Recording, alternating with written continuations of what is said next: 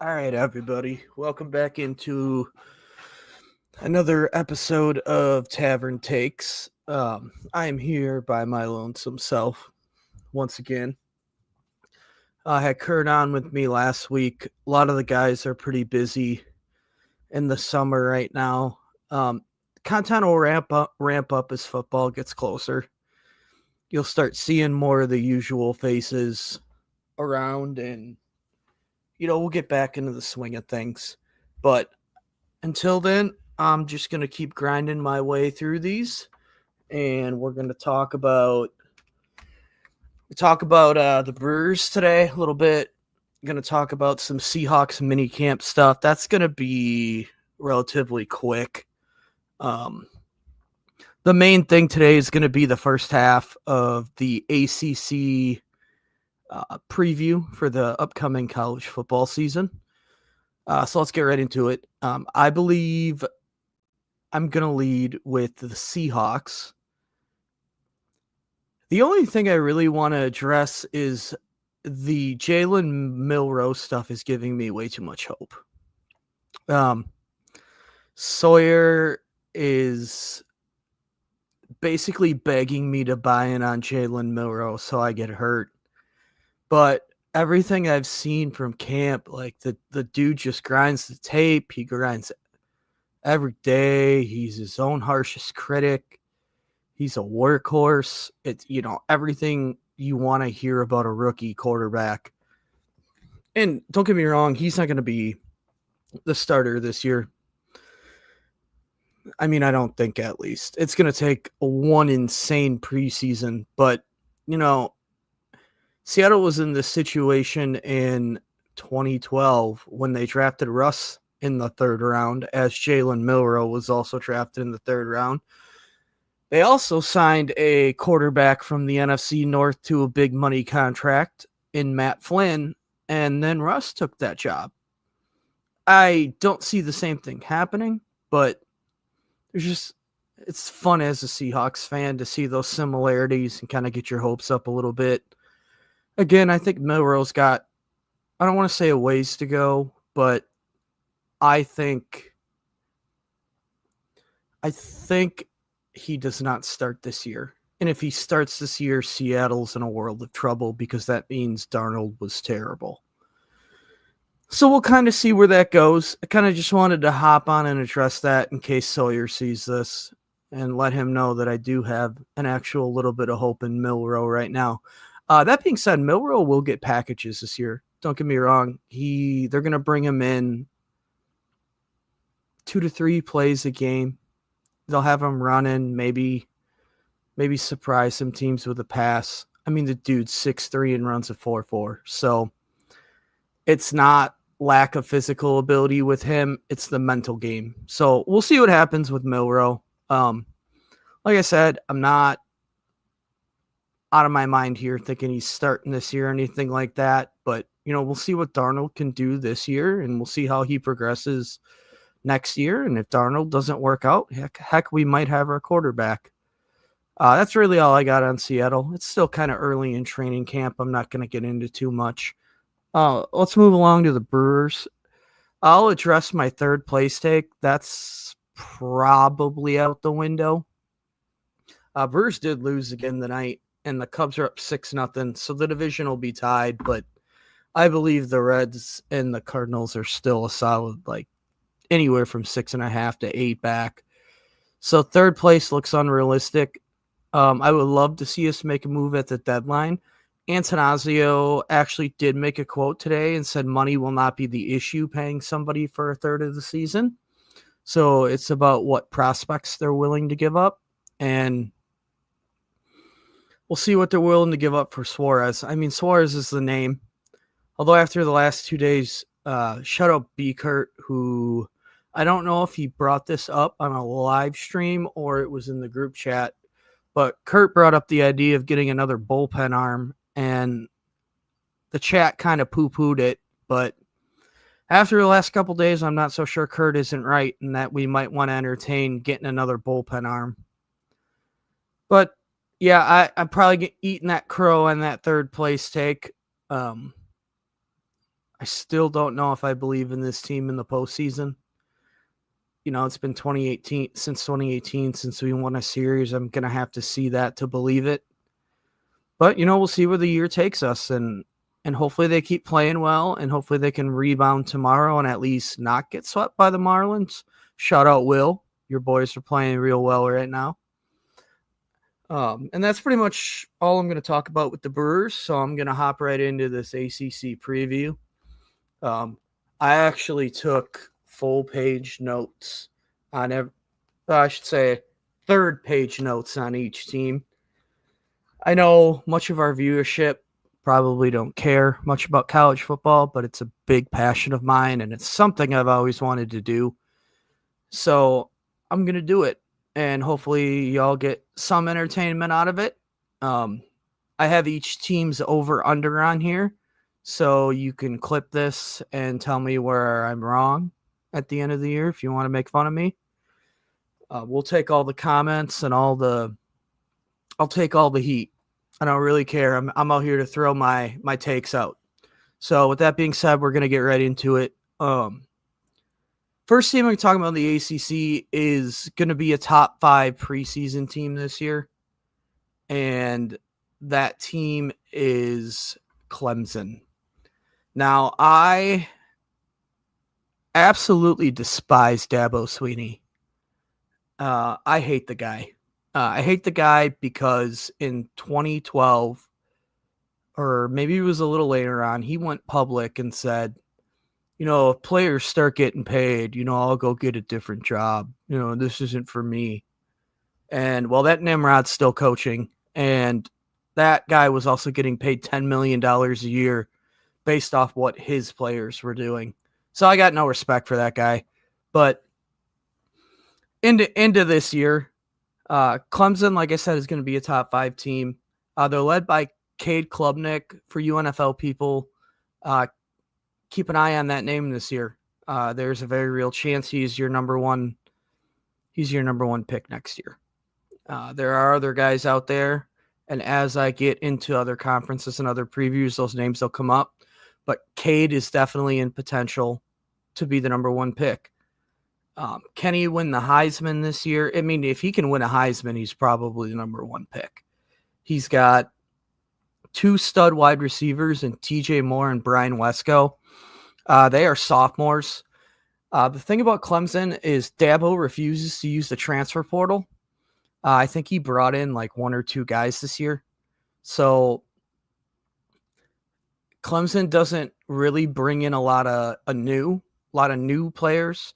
They build from within, and I will say I respect that part of it, especially in this day and age, because it's basically taking the old school perspective and trying to win with it.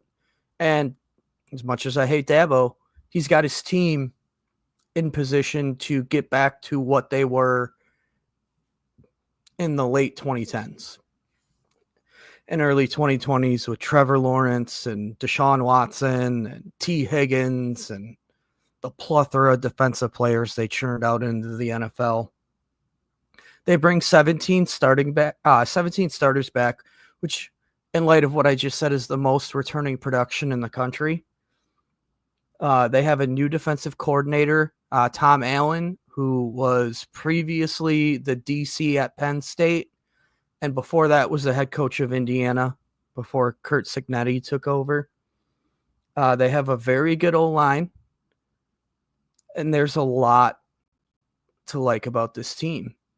It's just a matter of you're counting on those guys to grow. And again, they're only replacing 10, 11 starters, and you're counting on those guys to grow.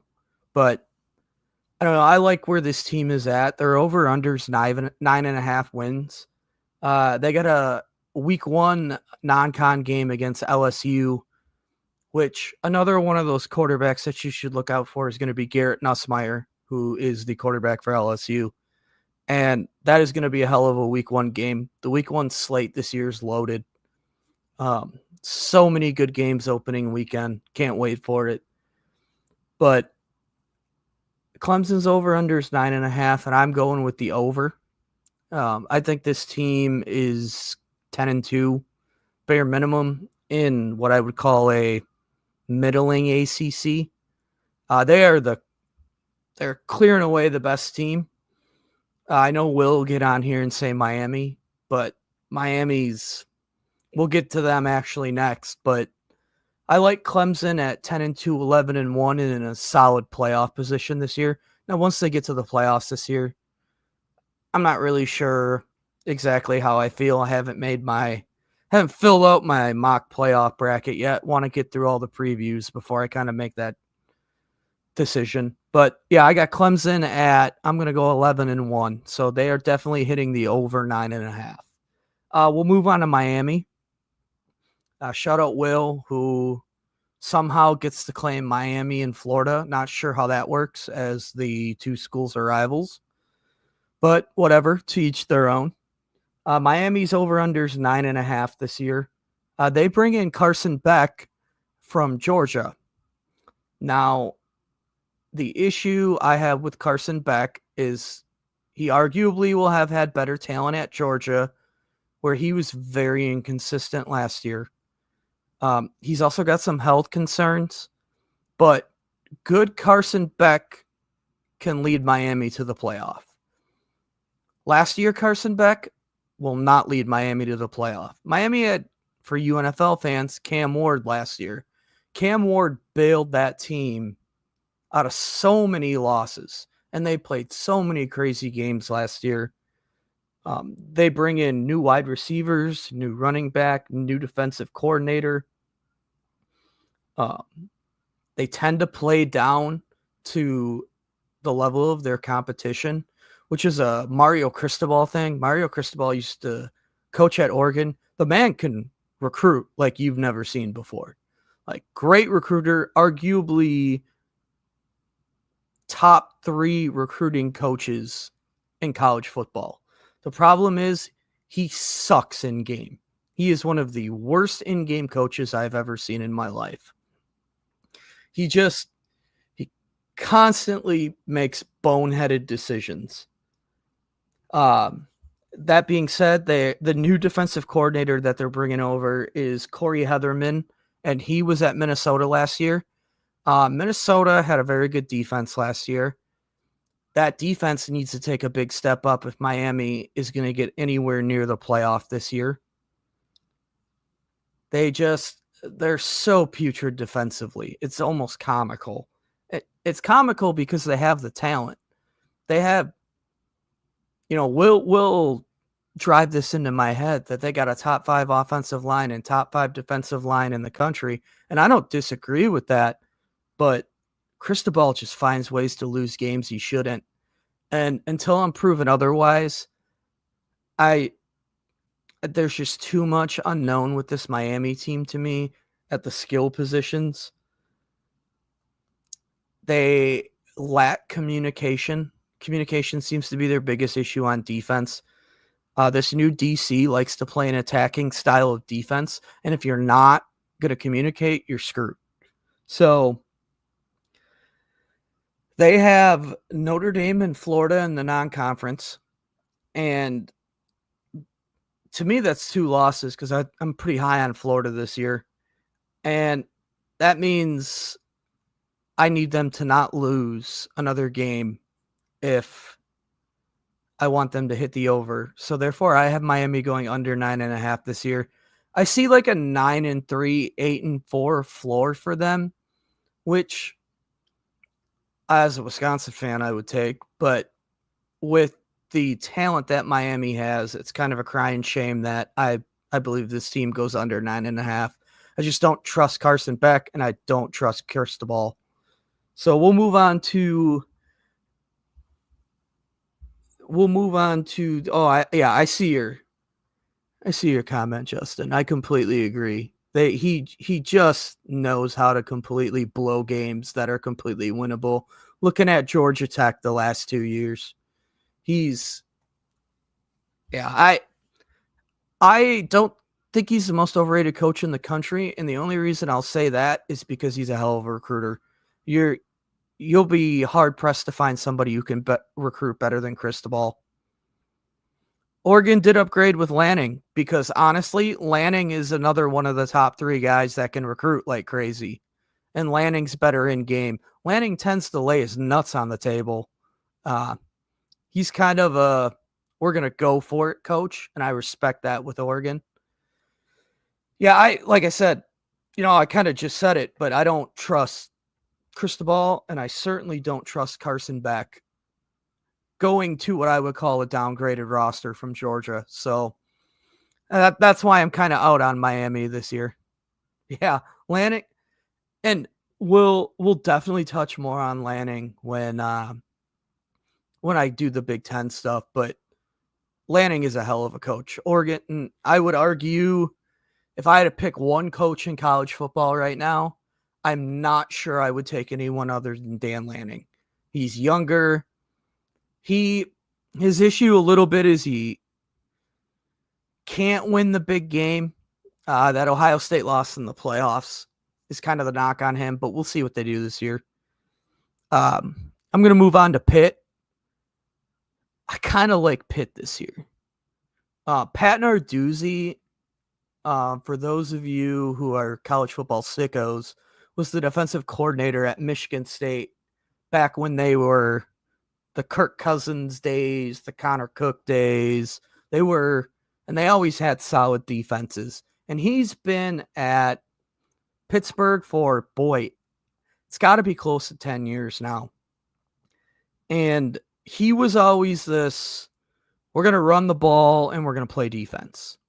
And sometimes that leads to 9-3 years, and other times the bottom falls out. However, last year he brought in Cade Bell, which completely changed the tempo of Pitt's offense. And they went up tempo, and Narduzzi's defense suffered for it a little bit, but they played a much more entertaining brand of football, and they were better off for it. They return a lot of O-line experience. Their quarterback is Eli Holstein, an Alabama transfer. He was their quarterback last year. The best of him was really good. Kind of teetered off towards the end of the year, but if he takes that next step, I would have Pitt as the second best team in the ACC this year. And they got an over-under of 6.5. I'm running to the bank and putting my money on over 6.5 for Pitt. I think Pitt has a really good year. They have a really good running back in Des Reed. They are bringing in new wide receivers. They do have an easier non-conference schedule. West Virginia is their only tough non-con game. And they skip Clemson and they skip SMU in conference. So it's going to be a depth issue with Pitt too. We'll see what they can do, but I really like their chances. Quarterback, as important as it is in the NFL, it is very important in college as well. And I think Eli Holstein has a pretty high ceiling this year. So I am way over 6.5 on Pitt. Next team, ironically, SMU, as I just brought them up. They had a really good year last year. They went to the playoff. Preston Stone was their starter, and by week 3, I think Kevin Jennings took over, and Kevin Jennings had a hell of a year for them. So we'll see. Their schedule's a little tougher this year. They have non-con games against Baylor and TCU, which are formidable non-conference games. They won a lot of close games last year. They're going to be a big shootout team this year. They're a one-side-of-the-ball team. That defense is going to take a big step back. They lost a lot of talent. Rhett Lashley's a hell of a coach. So I just see them taking a step back, and their over-under is at 8.5. I'm going under. I'm not very confident in that under. Like I just said, I would run to the bank and bet Pitt over 6.5. I would lean I lean under for SMU, but if Kevin Jennings takes a step forward, he could be in the Heisman conversation too. He's got that kind of talent. They're going to score a lot of points. It's just a matter of what that defense can do. Next up is Louisville. Louisville's over-under is 8.5. They bring in a transfer class of 31 transfers. Their starting quarterback is Miller Moss, who got benched at USC last year. This team has a wide variety of outcomes. This team probably a 7-5 floor with a 10-2 ceiling. Basically, whole new offensive line. Veteran wide receiver room always helps. And their running back, look out for him to Isaac Brown as a true freshman, had over 1,000 yards last year. So if he takes a step forward, like kind of sky's the limit for him. Duke Watson is also their backup. They arguably have one of the better running back rooms in the country. Louisville's going to run the hell out of the ball. Jeff Brom's a great coach. He made Purdue serviceable before going home to take the Louisville job. They had expectations last year that they didn't really reach, but we'll see if they can get back on track this year. I have them going under 8. I see 8-4. I see 8-4 with this team, which at Louisville, I don't know how much more you can ask for at Louisville, but I got them at 8-4, which puts them under. Not very confident in that pick, but kind of just ACC's wide open this year. Next team up is Georgia Tech, and I am very high on Georgia Tech because if Haynes King can throw the ball at all, Georgia Tech with an over-under of 7.5 wins sails the over. If Haynes King takes a step forward throwing the ball, Jamal Haynes, arguably one of the best running backs in the country.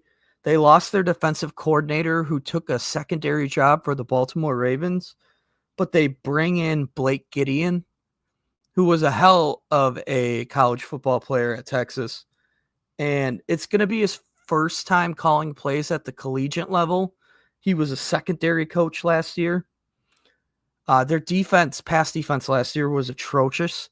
They were pretty stout against the run, but the back end has to get better. And you think bringing in a secondary player with the prowess of Blake Gideon as a defensive coordinator kind of gives me the a la Jim Leonard vibes that maybe he can turn around that secondary a little bit. They basically pillaged Florida International's wide receiver room. So that's kind of what you're seeing these days in college football. Power 4 teams pick from the group of five, pick from essentially the FCS. And they have an early game against Colorado, which will be I believe it's week 1, which will be the telltale sign of what this Georgia Tech team is going to be this year. I do love their head coach, Brent Key. Justin, as you can see in the comments, was saying he'd run through a brick wall for Dan Lanning. I'd run through a brick wall for Brent Key. That man took over a dumpster fire of a program and made them suitable. So I'm pretty confident in my over 7.5. I got them 9-3, I think.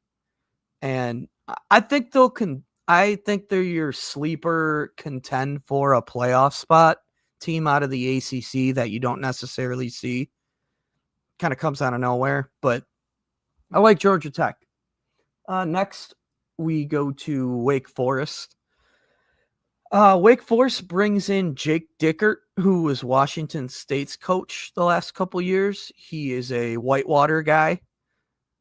So kind of got a soft spot for Wake Forest this year. They bring in 33 new transfers, though. Robbie Ashford is their quarterback. Robbie Ashford, for those of you who don't know, failed at Auburn, and it escapes me where he played last year, but he wasn't any good there either. So I don't have any confidence in Robbie Ashford playing quarterback for them. Damon Claiborne is going to be a really good running back, went for 1,000 yards last year. Jake Dickert is going to run the hell out of the ball. This is going to kind of be a tough year for Wake Forest. 33 new guys. I mean, that's just asking a lot, and a smaller tier ACC school. This will be the first year they don't run the slow mesh in a really long time. Shout out Dave Clawson and the Claw Fence. But it's going to be weird not seeing the slow mesh at Wake Forest this year and that weird type of passing game. But we'll see what Dicker can do. I'm not hopeful for them this year. They got an over-under 4.5. They have some winnable games, and I really like Jake Dickert. I think he's going to turn Wake Forest into a perennial 8-4 ACC team, which is saying a lot. And I think he's kind of your next big coaching hire a couple years down the line from now. So I got them going over this year. I think they go 5-7. I think he gets enough done in that running game this year. And he's a defensive guy. So I think he can kind of bring some consistency to the defense. The last one this year is Stanford. And I failed to write down the over-under for Stanford, but whatever it is, it's under. They brought Frank Reich in for UNFL people, literally to coach 1 year. Like, he's not keeping the job. Andrew Luck is the new general manager for Stanford. This is pretty much a throwaway year for them. I don't have a whole lot to say for them other than what I've already said. With the only intrigue for them is, what can Andrew Luck do with time? And what does Frank Reich do with a completely diminished roster? They will probably be the worst team in the ACC. That wraps up the first half of my ACC preview. I'm hoping to have enough notes by next week. I can do the second part of the ACC preview. And I'm thinking probably Saturday night, and then look for, I believe it'll be Big 12 next, and then we'll get into the SEC and Big 10.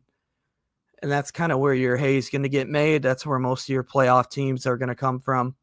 But I'll tell you right now, my 2 picks out of the ACC to potentially make the playoffs, if they're going to get more than their conference champion, are Clemson and I think Pitt. I think Eli Holstein's going to take a really big step this year. Look out for Georgia Tech, and we'll get into the second half of the ACC next week. Thanks for tuning in, guys.